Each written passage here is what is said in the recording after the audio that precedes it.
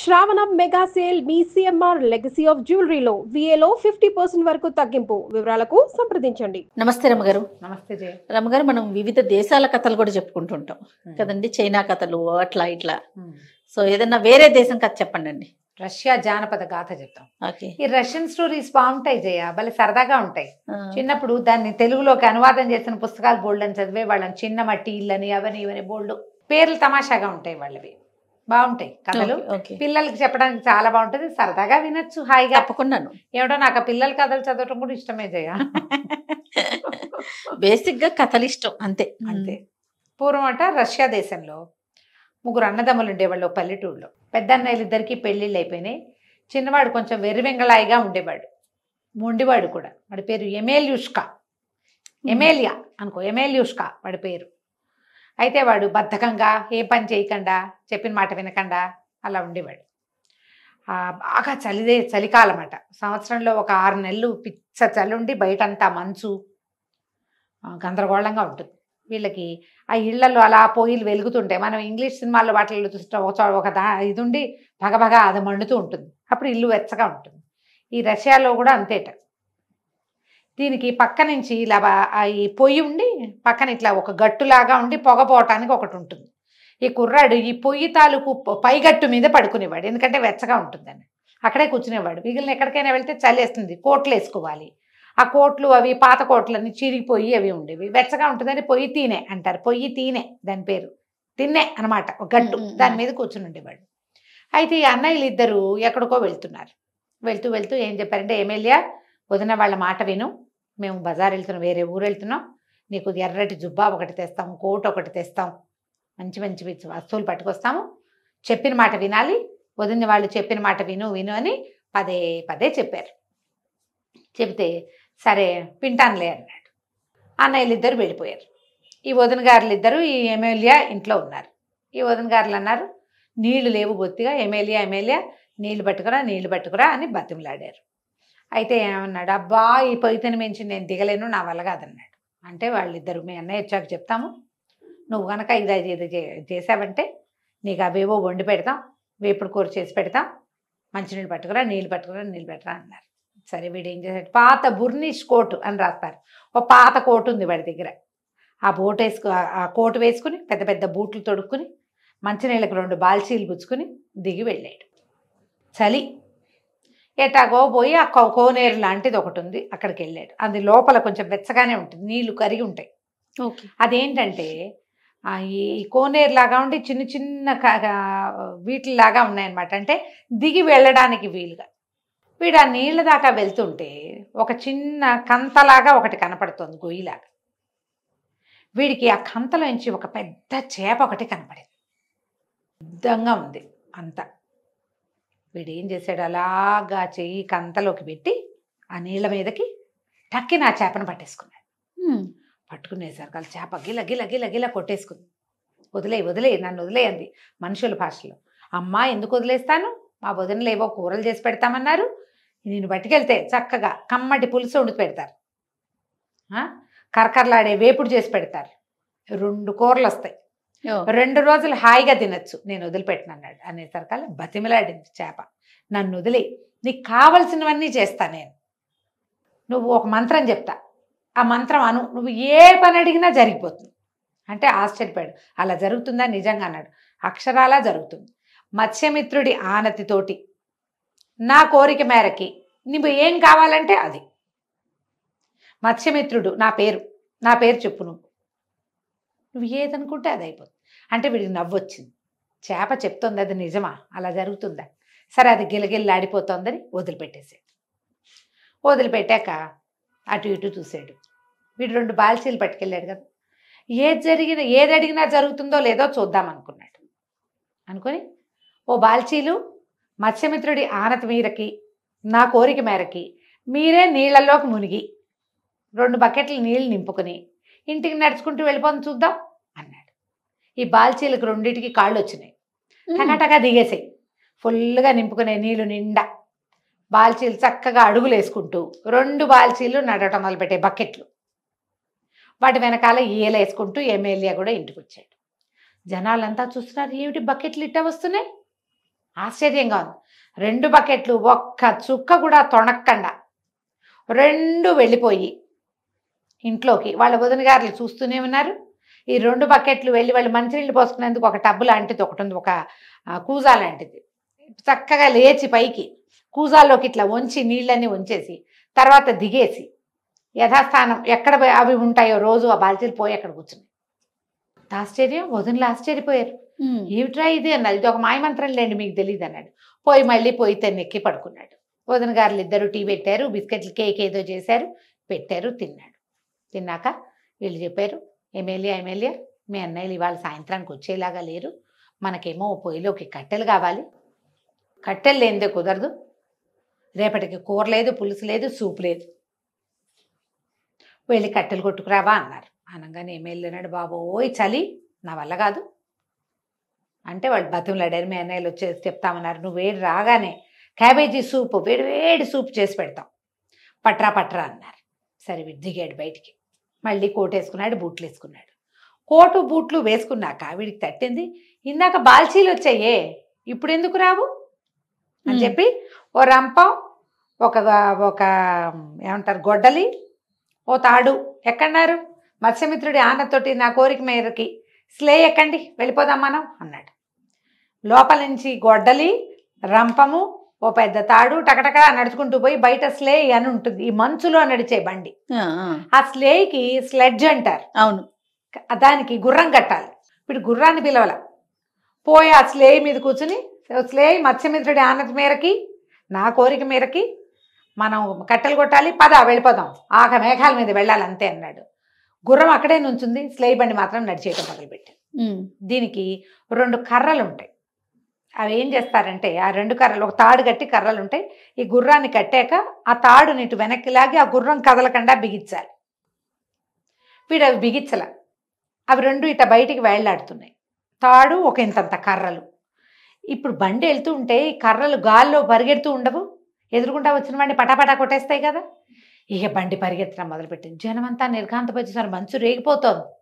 బండి ఎట్టా వెళ్తోంది, గుర్రమేది, దాంట్లో కూర్చుని కనపడుతున్నాడు ఎమ్మెల్యే. అక్కడి నుంచి ఇప్పుడు 2 కర్రలు ఉన్నాయా, వచ్చిన వాళ్ళని ఎడాబెడా లాగేసి కొట్టేసి లాగేసినాయి. అవి బండి ఆగదు, అందరూ మీద పడి పట్టుకోవడానికి ప్రయత్నం చేశారు, అది ఆగల. అక్కడ ఏదో సంత జరుగుతోంది, సంతలో సగం మందిని కొట్టినాయి ఈ కర్రలు. అది ఆ సంత మీదగానే వెళ్తుంది, వీడు బండి ఆపట్లేదు, అది ఆగదు, మంత్రం మీద పోతోందిగా.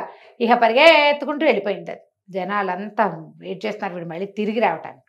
వీడు అడవిలోకి వెళ్ళి కట్టెలు కొట్టే దగ్గర ఆగి, రంప మంచి ఎండిన చెట్టు చూసి కొయ్యి, గొడ్డలి నువ్వు పేళ్ళు కట్టు, తాడు నువ్వు వాటిని కట్టే అన్నాడు. ఈ మొత్తం ఈ రంపం పరిగెత్తుకుంటూ పోయింది, ఒక పెద్ద చెట్టుని అడుగు నుంచి కోసేసింది. గొడ్డలి టపా ముక్కలు కొట్టేసింది. ఈ తాడేమో అన్ని ముక్కల్ని కొట్టేసింది, కట్టింది తాడు పెట్టి. కట్టంగానే ఓ కట్టెలు చక్కగా స్లే బండిలో వచ్చి కూర్చోండి అన్నాడు. కట్టెలు మొత్తం నడుచుకుంటూ వచ్చి స్లే బండిలో కూర్చుంది. మళ్ళీ బండి ఎక్కాడు, ఇంటికి వెళ్ళిపోదామన్నాడు. మళ్ళీ మంత్రం చదివాడు, స్లే బండి మళ్ళీ వెనక్కి తిరిగింది. జనాలంతా వాడి మీద పడి పట్టుకోవటానికి యథాశక్తి ప్రయత్నం చేశారు. ఈసారి ఏం చేశాడు, ఇందాక కర్రలు అందరికీ తగిలినాయిగా, కర్రలు లోపల పెట్టేశాడు.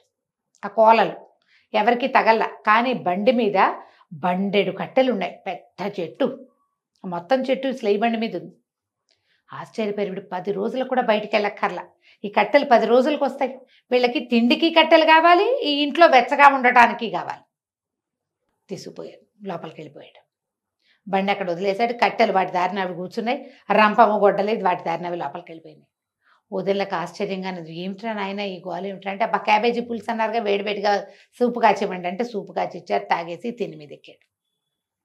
ఈ ఊళ్ళో ఉందన్న కొంతమంది జనం వెళ్ళి పై ఊళ్ళో ఉన్న రాజుగారికి కబురు చేశారు, ఇక్కడ ఒకడున్నాడు పొగరుబోతు ఎమ్మెల్యే, వాడు ఇష్టం చేసి పారేస్తున్నాడు, వాడు గుర్రం కట్టకుండానే స్లే బండి నడుస్తోంది, వాడి సంగతి చూడాలని. రాజుగారు ఏం చేశాడు, ఏమిటో వాడి సంగతి చూద్దామని ఒక అధికారిని పంపించాడు. ఆయన వచ్చి పద అని ఎమ్మెల్యే అని పిలిచాడు. పిలిచేసరికల్లా నేను రానన్నాడు. ఎందుకు రావు, సైనికులు తీసుకొచ్చి నిన్ను వీడి చేస్తారని ఆయన సైనికుల్ని పిలిచాడు. పిలిచేసరికి ఎమ్మెల్యే ఏమన్నాడు, మత్స్యమిత్రుడి ఆనతోటి నా కోరిక మేరకి ఈయనకు సన్మానం చేయండి అని ఈ తలుపుకి అటు ఇటు నిలబెట్టిన ఒక చీపురికి ఒక దుడ్డుకర్రకే చెప్పాడు. చీపురు దుడ్డుకర్ర చితకొట్టు వదిలిపెట్టినాయి ఆ వచ్చిన అధికారిని. ఆయన నగరానికి వెళ్ళే వరకు తరిమినాయి. తరిమితే ఆయన చెప్పాడు వాడు సామాన్యుడు కాదు, వాడు ఏదో చదువుతాడు, వాడు చదవంగానే చీపురొచ్చి కొట్టింది, కర్రొచ్చి కొట్టింది, మంత్రాలు ఉన్నాయి వాడి దగ్గర, తెలివిగా ఎవరినైనా పంపించండి అన్నారు. ఒక దళవాయి ఉన్నాడు, వాడికి జీతం తక్కువ, ఉద్యోగం చిన్నది, తెలివి మాత్రం అఖండుడు, వాడిని పంపారు. వాడిని పంపితే వాడు వచ్చి, ఎమ్మెల్యే నువ్వు బంగారు కొండపోయి, నీలాంటి వాడివి నువ్వేనోయ్, నువ్వు రావాల్సిందేనోయ్ అని పిలిచాడు. పిలిస్తే వీడేమన్నాడు, అబ్బాయి చలి, ఈ కోటేమో చిరిగిపోయింది, వాడికి కోటు తెప్పించుకుందాం అలాంటివి ఏం తట్టల, తెలివి అంత తెలివిగలవాడు కాదు, వాడి తెలివి అదో రకం, తెరి వెంగళాయ అంటారు వాడిని, వెంగళాయ వాడి పేరే అది. ఈ పొయ్యి తీన మీద పడుకున్నాడుగా, ఓ పొయ్యి తీన మీద ఉన్నాడు వాడు, ఆ గట్టు మీద ఉన్నాడు. చక్కగా రాజుగారి ఇంటికి వెళ్ళొచ్చేద్దాం పద, నన్ను తీసుకెళ్ళు, వేరే చోటకి దిగితే నాకు వేడిగా ఉండదని మత్స్యమిత్రుడి ఆనతో నా కోరిక ప్రకారం నువ్వే నన్ను తీసుకెళ్లాలంటే ఆ ఇంట్లోపల చక్కగా అలికి తయారు చేయబడిన ఆ పొయ్యి తీనె ఆ ఇంటిని వదిలిపెట్టి తీనె ఊడిపోయి ఈ ఇంట్లో ఇంచి బయటికి రోడ్డు మీద పరిగెత్తింది అది. ఈ అధికారి ఏం చేశాడు, అధికారి నువ్వు పో నేను వస్తానన్నాడు. ఆయన గుర్రం మీద వెళ్తున్నాడు, గుర్రం కంటే స్పీడ్గా పోయింది పొయ్యి తీనె. రాజుగారి దగ్గర నుంచి పోయి నేనే అన్నాడు. రాజుగారికి చాలా కోపం వచ్చింది. ఏమిటి నీ వేషాలు ఏమిటి, నీ పొగరేమిటి, నీ అదేమిటి, నీ ఇదేమిటి, నీ సంగతి చూస్తా, నిన్ను జైల్లో పెడతా, మీ అన్నయ్యలు జైల్లో పెడతా, గట్టి గట్టిగా అరిచాడు రాజు. అనేసరికల్లా వీడికి అక్కడ ఉండబుద్ధి కాల. ఈ లోపల ఏమైంది, రాజుగారు మాట్లాడుతుంటే రాజుగారి వెనక నుంచి అందగత్తి అయిన ఆయన కూతురు వచ్చి పక్కన నుంచిందో 15 ఏళ్ళది. వీడికి ఆ పిల్లని చూసేసరికి అబ్బాయి ఎంత బాగుంది అని అనిపించింది. ఏమన్నాడు, పోయి తినా మనం ఇంటికి వెళ్ళిపోతాం పద, ఇవి అందరూ సైనికులు చుట్టూతా, వీళ్ళందరినీ తలా ఒక దెబ్బ కొట్టు, ఇంటికి వెళ్ళిపోదాం అని ఆ మత్స్యమిత్రుడు ఆనతోటి నా కోరికతోటి ఈ రాజకుమార్తెకి నన్నే పెళ్లి చేసుకోవాలనిపించాలి, నేను ఇంటికి వచ్చేదాకా అది ఊరుకోకూడదని చెప్పి వెళ్ళిపోయాడు. పోయి తినేమో సరాసరి ఇంటికి వచ్చేసి అమ్మయ్య దేవుడా రావడా అని దాని ప్లేస్లో అది కూర్చుంది. వీడు ఆ తెన్ని మీదే ఉన్నాడు. రాజకుమార్తె శోకాలు పెట్టి ఏడ్చింది. వాడు నాకు నచ్చాడో, వాడిని ఎందుకు కట్టేయమన్నావో, వాడిని ఎందుకు కొట్టించావో, వాడిని ఎందుకు పంపేశావు, వాడే కావాలి, వాడు లేనిదే నాకు కుదరదు, వాడిని నేను పెళ్లి చేసుకుని తీరాల్సిందేనని శోకన్నాలు పెట్టింది. ఎట్లా సరే రాజు కొళ్ళు మండిపోయింది. ఎలాగైనా సరే వాడిని మళ్ళీ తెచ్చి వాడిని బుద్ధి చెప్పాలని ఏం చేశాడు, మళ్ళీ తెలివైన దళవాయిని ఒకడిని పంపించారుగా, చిన్న ఉద్యోగిని, వాడికే చెప్పారు వాడిని ఎలాగైనా తేవాలి. అందరినీ ఊళ్ళో అందరినీ అడిగారు. ఇవి ఎమ్మెల్యేకి ఏమి ఇష్టం అంటే వాడికి స్వీట్స్ ఇష్టం. వాళ్ళ అన్నయ్య వాళ్ళు కోటు తెస్తాం, చొక్కా తెస్తాం, స్వీట్లు తెస్తామంటారు. వీడేం చేశాడు, ఈ దళవాయి చిన్న ఉద్యోగం, వాడు బోల్డని స్వీట్లు తయారు చేయించి వాటి మీద మత్తు మందు జల్లి అవి పట్టుకొచ్చాడు. ఎమ్మెల్యే నువ్వు ఎంత చక్కటి వాడివి, నిన్ను చూసి రాజుగారు చాలా ముచ్చటపడ్డారు, నీ ధైర్యం, నీ సాహసం, నీ మంత్రం, నీ గొప్ప, చిన్నది కాదు, ఇదిగో స్వీట్లని స్వీట్లు అప్పచెప్పాడు. వదిన గారు స్వీట్లు చూడంగానే ఉత్సాహపడి నీకు ఇష్టం కదా, ఇది నీకు ఇష్టంగా, అది నీకు ఇష్టంగా అని అవి 2 పిల్లాడికి ఇచ్చారు. వీడు శుభ్రంగా ఎమ్మెల్యే అవన్నీ తిన్నాడు. తిని పోయి తిని మీద పడుకున్నవాడు అంతే పడుకుంటుపోయాడు. ఈ కుర్రాడు ఏం చేశాడు, చిన్న ఉద్యోగం వాడు 4 భటుల్ని ఇచ్చేసి ఈ ఎమ్మెల్యేని కట్టేసి మోసుకుపోయారు. వాడు నిద్రలోనే ఉన్నాడు. ఆ నిద్ర వాడినే తీసుకుపోయారు. తీసుకెళ్తే రాజు అన్నాడు వీడికి బుద్ధి చెప్పాలి, వీడి మంత్రం పారకూడదు, ఈ నిద్రపోతున్నాడు కదా, మత్తులో ఉన్నాడు, వీడిని ఒక పీపాలో పెట్టారు. పెట్టంగానే రాజకుమార్తె లవో దిబోమని ఏడ్చింది. పీపాలో పెడుతున్నావు, వీడిని ఏం చేయబోతావు, నాకు పెళ్లి చేస్తానన్నావు, పెళ్లి చేసుకుంటాను, వీడినే పెళ్లి చేసుకుంటా, లేకపోతే నేను చచ్చిపోతానని కేకలు పెట్టి ఏడ్చింది. రాజుకి ఇక విరక్తి పుట్టింది. ఈ పిశాచాన్ని కూడా ఇందులో పెట్టండి అని చెప్పేసి దాన్ని కూడా ఏం చేశారు, ఆ పిల్లని ఆ పీపాలో కుక్కేసి మూత పెట్టేశారు. తీసుకెళ్లి దాన్ని మోసుకుంటూ తీసుకుపోయి ఓ పడవ ఎక్కించి సముద్ర మధ్యంలో వదిలిపెట్టేశారు. అయ్యో, ఆ పిల్ల దుఃఖం పడి సేపు ఏడ్చింది ఏడ్చింది ఏడ్చింది. అయితే వీని కావలించుకున్నది అందులో ఉంది కదా. తర్వాత ఇక లేపటం మొదలుపెట్టింది. ఎమ్మెల్యేష్కా లే లే లే లే, మన ఇద్దరం చచ్చిపోయేలాగా ఉన్నాం అంది. కాసేపటికి మెలకు వచ్చింది. దగదగలాడుతూ నగలు పెట్టుకుంది పిల్ల. పిల్ల చక్కగా తగులుతోంది చేతులకి. వీడు నేను మత్స్యమిత్రుడిని అడిగాను, నువ్వు నాకు వశమైపోయావా, మన ఇద్దరం పెళ్లి చేసుకుందాం అన్నాడు. పెళ్లి చేసుకుందాం తర్వాత ముందు బతికుంటే కదా అని అది తిట్టింది. చూసుకున్నాడు. అప్పుడు అన్నాడు మత్స్యమిత్రుడు ఆనతోటి నా కోరికతోటి, దగ్గరలో ఉన్న తీరం చేరిపో, చక్కటి ద్వీపం చూసి చేరిపో అని పీపాకి చెప్పాడు. ఈ పీప ఆ సముద్ర మధ్యంలో నుంచి ఒక్క ఎగిరి ఒక చక్కటి ద్వీపంలో పడి అది మొత్తం తెరుచుకుపోయింది. వీటిద్దరు లేచి బయటకు వచ్చారు. చూస్తే పెద్ద ద్వీపం, దాని నిండా చెట్లు, పళ్ళు, కాయలు, వాళ్ళంత సందడిగా ఉంది. అడవిలో ఎలా ఉంటాము అంది పిల్ల. దాందేమిందని మళ్ళీ మత్స్యమిత్రుడిని పిలిచి ఒక పెద్ద మేడ, బోళ్ళన్ని హంగులు, బోళ్ళన్ని తిండి పదార్థాలు ఎన్నో కోరుకున్నాడు. కోరుకునే సరికల్లా ఏముంది, చూస్తూ ఉండగానే బ్రహ్మాండమైన మేడ వెలిసింది. దాని నిండా పువ్వులు కాయలు, బోల్డన్ని సింహాసనాలు, మంచాలు, పక్కలు, గిన్నెలు, దొన్నెలు, వంటశాలలు ఎన్ని అమిరినాయో. హాయిగా ఉన్నారు ఇద్దరు. ఇల్లంతా పరిగెత్తారు. బోళ్ళు కబుర్లు చెప్పుకున్నారు, ఆటలాడుకున్నారు, వండుకుని తిన్నారు, కాయలు కోసుకుని తిన్నారు, పళ్ళు కోసుకుని తిన్నారు. కోసిన కొద్దీ పళ్ళు వస్తూనే ఉన్నాయి, తీసిన కొద్దీ పువ్వులు వస్తూనే ఉన్నాయి. తేనె పట్లు, తేనెటీగలు, పిట్టలు, పిచ్చుకలు ఎన్ని కావాలంటే అన్ని కోరుకున్నాడు. 10-15 రోజులు ఇద్దరు ఒళ్ళెరగని సంతోషంతో ఉన్నారు. రోజులు గడిచినాయి. ఈ పిల్ల ఒక రోజు అంటుంది రాజకుమార్తె, ఎవరైనా చుట్టాలు ఉంటే బాగుండు, ఎంత తిరిగినా నువ్వు నేను అనేసరికల్లా మళ్ళీ వీడు మత్స్యమిత్రుడి కోరిక ఆనతి మీదకి, నా కోరిక మేరకి చుట్టాలు రావాలి, వాళ్ళంతమంది చుట్టాలు వచ్చేయాలి మా ఇంటికి అని కోరుకున్నాడు. వీళ్ళు ఒక ద్వీపంలో ఉన్నారు కదా. ఈ ద్వీపం నుంచి వీళ్ళు చూస్తుండగానే సముద్రం మీద ఒక పెద్ద వారధి లాంటిది ఒకటి ఏర్పడింది.